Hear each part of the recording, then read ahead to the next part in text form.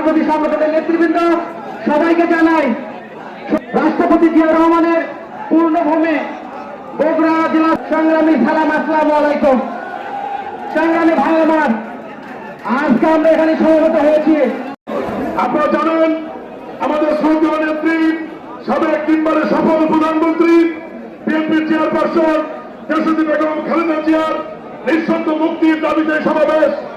এই স্বৈরাচার বিনা ভোটের শেখ হাসিনা সরকার যতদিন ক্ষমতায় থাকবে ওনাকে মুক্তি দিবে না।